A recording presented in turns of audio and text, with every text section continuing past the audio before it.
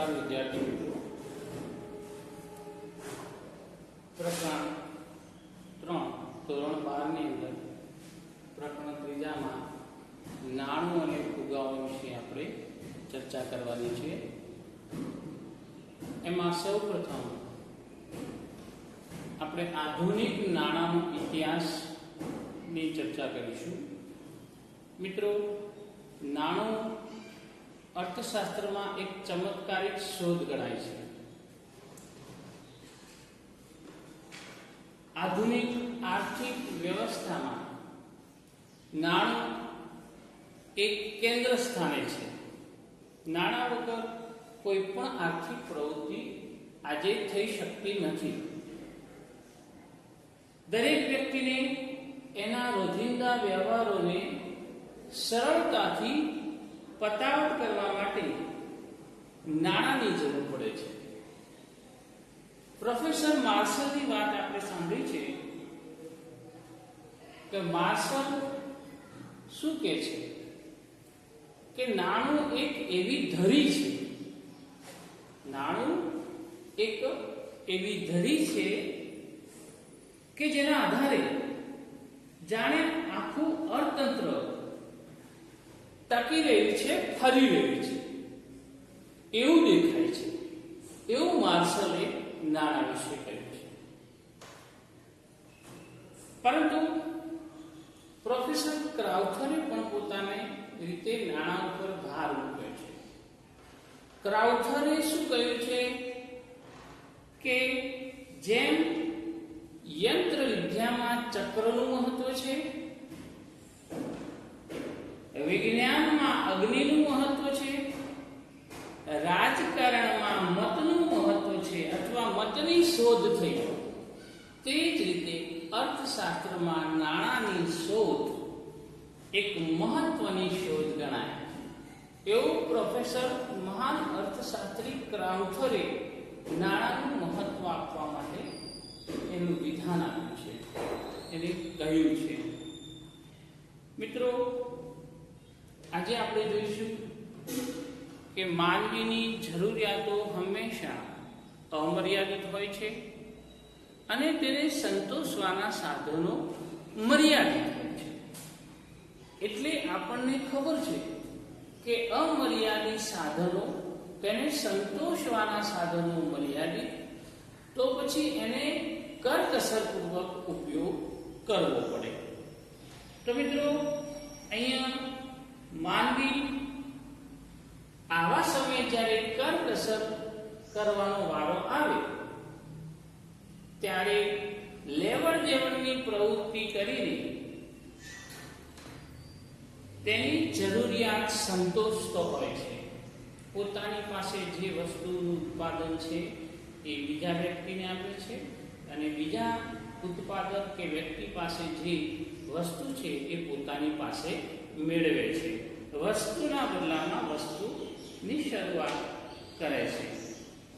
મિત્રો, શરૂઆતના તબક્કે, શરૂઆતના સમયમાં માનવી પોતપોતાની જે જરૂરિયાતો છે એ વસ્તુ અને સેવાઓ અન્ય વ્યક્તિઓને વેચતો અને એના બદલામાં કોઈ પણ વસ્તુ કે સેવા મેળવતો, આ સાટા પ્રથા કહેવાતી। ટૂંકમાં વસ્તુ વિનિમય પ્રથા, વસ્તુના બદલામાં વસ્તુની આપ-લે કરવાની પ્રથા પહેલા પ્રચલિત હતી। જ્યારે આધુનિક નાણાંની શોધ નહોતી થઈ એ પહેલા સાટા પ્રથા, સાટા પદ્ધતિ પ્રચલિત હતી, વસ્તુ વિનિમય પ્રથા પ્રચલિત હતી। પરંતુ આ સાટા પ્રથાની કેટલીક મર્યાદાઓ સમયાંતરે જોવા મળી, એટલે એને નિવારવાના પ્રયત્નોમાંથી કે આ કંઈક મુશ્કેલીઓ, સાટા પ્રથાની મુશ્કેલીઓ, એ મુશ્કેલીઓને દૂર કરવા માટે શું કરવું, તો એ નિવારવાના પ્રયાસમાંથી જ આધુનિક નાણાંની ઉદ્ભવ અથવા શોધ થઈ છે એમ કહી શકાય। પ્રાચીન કાળની અંદર માનવી પોતાની પાસે હોય એ વસ્તુઓની સેવાઓ જેને જરૂર છે તેને આપીને પોતાને જરૂરી હોય એ સામે વસ્તુ કે સેવા મેળવતો. આ પ્રથાને વસ્તુ વિનિમય પ્રથા કે સાટા પ્રથા કહેવાતી. તો મિત્રો, આધુનિક નાણાંની શોધ થઈ એ પહેલા સાટા પ્રથાની આપણે વાત કરવાની છે કે આધુનિક નાણું કઈ રીતે એનો ઉદ્ભવ થયો. તો સૌથી પહેલા સાટા પ્રથાની સાટા પદ્ધતિ અથવા વસ્તુ વિનિમય પ્રથા ની શોધ થઈ, જેને બાર્ટર સિસ્ટમ કહેવાતી. બાર્ટર સિસ્ટમ એટલે વસ્તુ વિનિમય પ્રથા અથવા તો સાટા પ્રથા. બાર્ટર સિસ્ટમ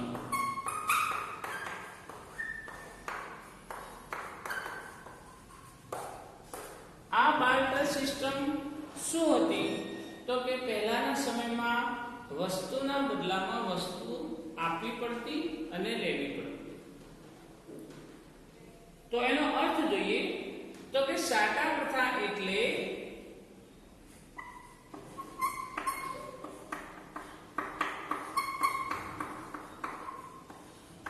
સાટા પદ્ધતિ એટલે વસ્તુ કે સેવાના બદલામાં અથવા કોઈ પણ વસ્તુ હોય એના બદલામાં અન્ય વસ્તુ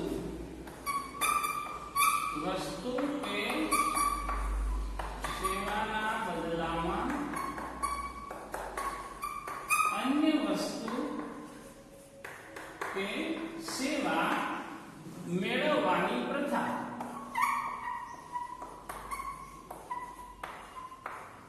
ને સાટા પદ્ધતિ અથવા વસ્તુ વિનિમય પ્રથા કહેવાય. મિત્રો, શરૂઆતના વર્ષોની અંદર માનવીની જરૂરિયાતો જ્યારે મર્યાદિત હતી, સાથે સાથે ગ્રામ્ય સમાજ વ્યવસ્થા પ્રચલિત હતી, ખેતીનું પ્રાધાન્ય હતું, એટલે મોટા ભાગના લોકો ગામડામાં વસતા, એમનો મુખ્ય વ્યવસાય ખેતી હતો. એમનું જીવન સાદું, સરળ અને સ્વાવલંબી હતું. ત્યાં સુધી આ પ્રથા ટકી રહી. દાખલા તરીકે ખેડૂત અનાજનું ઉત્પાદન કરતો, એમાંથી જરૂરિયાત પૂરતું અનાજ સ્વ વપરાશ માટે રાખતો અને વધારાનું અનાજ તે જેને જરૂર છે તેને આપીને બદલામાં સામેવાળી વ્યક્તિ જે છે, દાખલા તરીકે લુહાર પાસે ખેતીના લોખંડના ઓજારો મળતા, મોચી પાસે જોડા મળતા, સુથાર પાસે લાકડાના હળ મળતા, વણકર પાસે કાપડ મળતું. તો ખેડૂત પોતાની પાસે જે વધારાનું અનાજ છે એ આપીને પોતાને સામે જે વસ્તુની જરૂર હતી એ મેળવતો હતો. પરંતુ સમયાંતરે ધીમે ધીમે વસ્તીમાં વધારો થયો. માનવીનું જીવન છે એ વિવિધતાભર્યું, એની માંગ અને સ્વરૂપમાં પરિવર્તન આવતું ગયું. એ જ રીતે માનવી ધીમે ધીમે વધુ સુસંસ્કૃત બનતા નાના નાના નગરો અને નાના નાના શહેરોનો વિકાસ થયો. વાહન વ્યવહાર અને સંદેશા વ્યવહારનો વિકાસ થયો. માનવીની જરૂરિયાતનું પ્રમાણ અને સ્વરૂપ પણ બદલાયું અને ખાસ તો શ્રમ વિભાજન અને વિશિષ્ટીકરણ આવ્યું. અને એના કારણે આ પ્રવૃત્તિ, લેવડ દેવડની ખરીદ વેચાણની પ્રવૃત્તિ ખૂબ જ વ્યાપક બની. પરિણામે આવા સમયે સાટા પ્રથા કામ કરી શકે તેવી સ્થિતિ રહી નહીં અને એ સમયે સાટા પ્રથાની કેટલીક મર્યાદાઓ ઉપસ્થિત થઈ. મિત્રો, આ મર્યાદાઓના કારણે સાટા પ્રથા લુપ્ત થઈ છે અને આધુનિક નાણાંની શોધ કરવાની જરૂર પડી છે. આ મર્યાદાઓ ઉપર માંથી જ આજે આ ખનિજ નાણાંની શોધ થઈ એમ કહી શકાય મિત્રો. હવે આ સાટા પ્રકારની કેટલીક મર્યાદાઓ છે.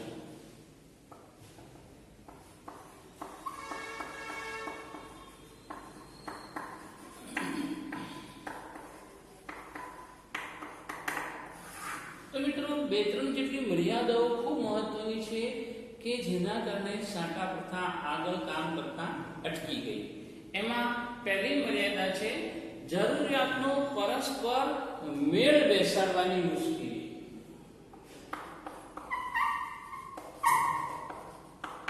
જરૂરિયાતનો પરસ્પર મેળ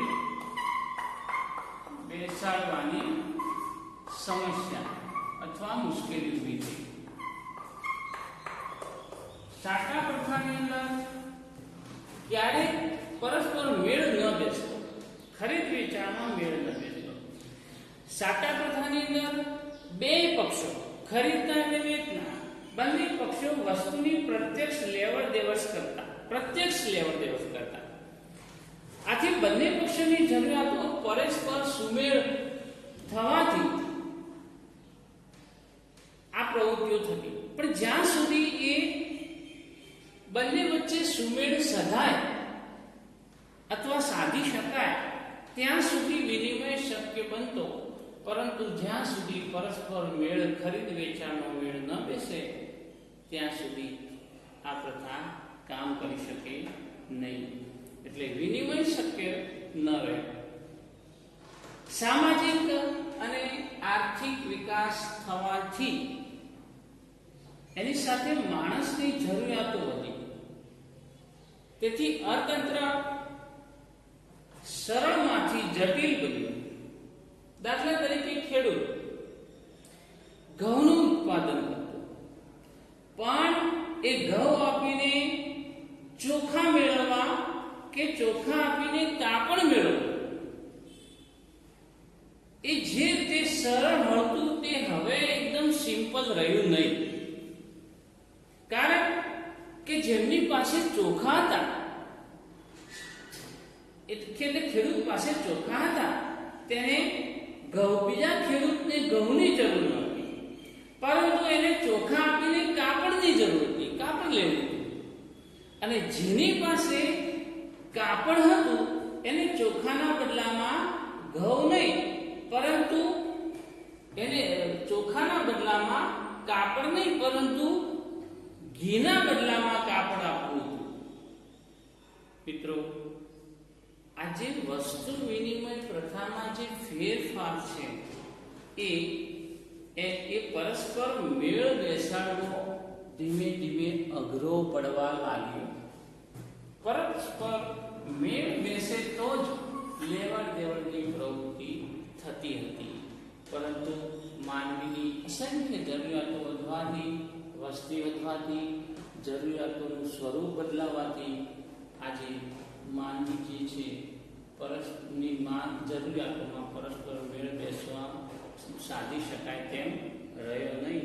અને પરિણામે આ વસ્તુ વિનિમય પ્રથા છે મિત્રો એ ધીમે ધીમે લુપ્ત થવા લાગી અને કોઈ નવા પ્રકારની વસ્તુ નાણાં તરીકે શોધવાની પ્રયાસ શરૂ થયો. આ પહેલી મર્યાદા હતી. બીજી મર્યાદા હતી મિત્રો કે મૂલ્યના સંગ્રહની મુશ્કેલી.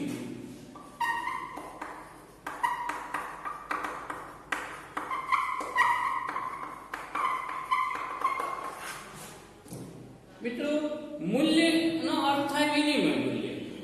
હવે વિનિમય પ્રથામાં વ્યક્તિને મૂલ્યના સંગ્રહની બાબતમાં અનેક મુશ્કેલીઓનો સામનો કરવો પડતો હતો. સંગ્રહની બાબતમાં હવે અહીંયા આપણે જોઈએ કે અનેક મુશ્કેલીઓનો સામનો તો કરવો પડતો. દાખલા તરીકે ખેડૂત ઘઉંનું ઉત્પાદન કરી એના બદલામાં ચંપલ કે કાપડ મેળવે, પરંતુ વધેલા ઘઉં સાચવવા કેવી તે પ્રશ્ન પૂછતો. ઉત્પાદન વધે તો વસ્તુનું વિનિમય વસ્તુનું મોટા પાયે ઉત્પાદન થવાથી એના બદલામાં તરત જ વસ્તુ કે સેવા મેળવી અથવા લેવી પડતી. દાખલા તરીકે ગાય, ભેંસ છે એવી જીવંત પ્રાણીઓને સંઘરવાનો પણ પ્રશ્ન હતો. લાંબો સમય સંગ્રહવા જઈએ તો એ ગરડા થઈ જાય, માંદા પડીને મૃત્યુ પણ પામે. આવી વસ્તુનો સંગ્રહ કરવો શક્ય નહોતો. લાકડાની વસ્તુ સંગ્રહ કરવા જઈએ તો ઊંધાઈ લાગે એવી સ્થિતિ હતી, બરોબર છે. લોખંડની વસ્તુને કાટ પણ લાગતો. આવી તે સાટા પ્રથામાં મૂલ્યના સંગ્રહની ગુણવત્તા અને ખર્ચની મુશ્કેલી રહેતી.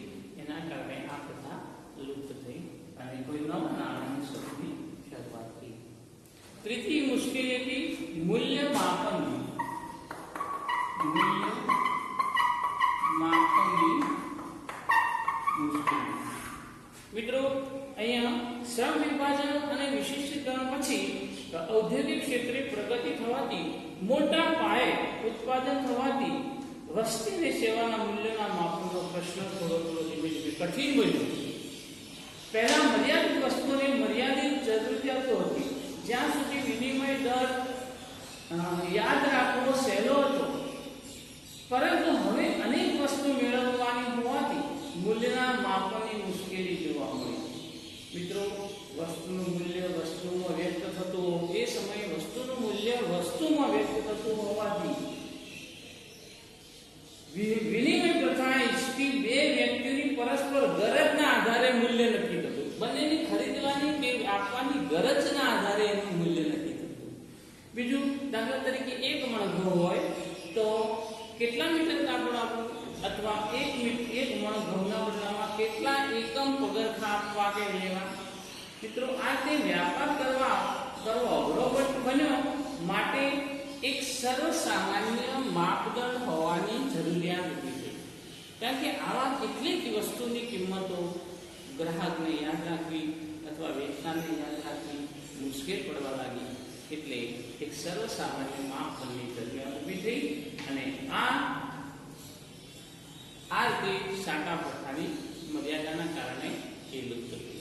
આમ મિત્રો, મૂલ્યનો પરસ્પર જરૂરિયાતનો મેળ બેસાડવાની, મૂલ્યના સંગ્રાહક અને મૂલ્યના માપદંડ તરીકે કોઈ માધ્યમ વસ્તુ ન હોવાથી વસ્તુમાં વિનિમય પ્રથાનો જે અંત આવે છે અને ધીમે ધીમે આધુનિક નાણાંની શોધ થાય છે. અને આ રીતે સાટા પ્રથાની મુશ્કેલીઓના કારણે જે સાટા પ્રથા લુપ્ત થાય છે અને નવા નાણાંની શોધનો પ્રયાસ થાય છે.